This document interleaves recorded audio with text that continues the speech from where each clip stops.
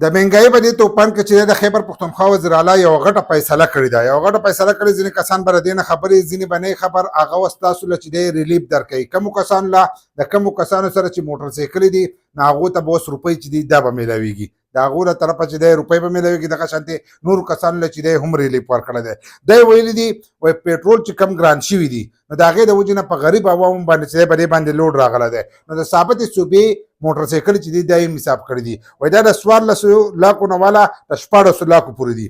لکه کم چې رجسټر موټر سایکل دي نو د 1400 لاکو نه والا د 1400 لاکو پورې موټر سایکل چې دي دا رجسټر دي. نو چې دا رجسټر دي نو دلته موږ خصوصي سبسډي چې دا به دې ورکو، لکه خصوصي رعایت چې دا دې سره کو. دا خصوصي رعایت څه دی لپاره به دې کې دا لیکلي دي چې دله به موږ دلته کې لیکلي دي چې دې کسان له چې دله به موږ دغه روپۍ ورکو 1200 دي کړه 2200 روپۍ چې دي دا بوله ورکو 2200 روپۍ به ورکو.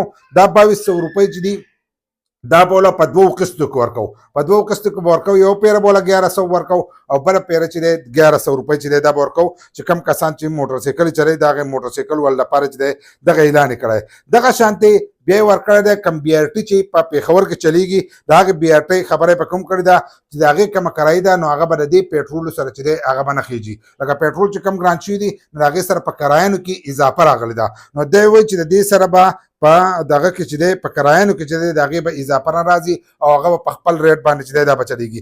دغه شانتې د بي ار ټي د ښځو دپاره چې ولې دی وایي د هغو دپاره به خصوصي نور ګاډي چې دي هغه به هم په دې کې چلیږي او د ښځو نه چې دی کم نه کم کرایي چې دا به اخیسته کېږي. دا هدایت چې دی دا هم جاري کړی دی. نو دا یې پکې ولې دي دغه شانتې بیا که تاسو کتلې نو اوس د غنمو د کټای ورځې چې دی دا به راځي په دې لږ ورځو کې به اوس د غنمو د کټای ورځې راځي. نو د هغې دپاره هم ولې دي د زمیندارو دپاره چې د هغو دپاره به هم خصوصي ریلیف پیکج چې دی دا تیارو چې هغه به هم ورکو. نو هغه به هم تیاری او موټر سایکل ول لپاره خو د 2200 روپو اعلان ورکړی چې به تاسو ته په دوه دغه کې ملاویږي 1100 به یو 1100 به بل. او کم چې رجسټر موټر سایکل لکه دا کم چیزونه چې ولي دا د رجسټر کسان دپاره ویلي دي. اوس لکه دا دغه ورکوي دی زمیندار الله نو دا به هم رجسټر ګوري نو د هغې څه حساب به ایستلی په هغې به ورکوي. نو دغه شانتې کوم کسانو سره چې رجسټر موټر سایکل دي نو هغو ته به د حکومت د طرفه 2200 روپۍ چې دي دا ملاویږي.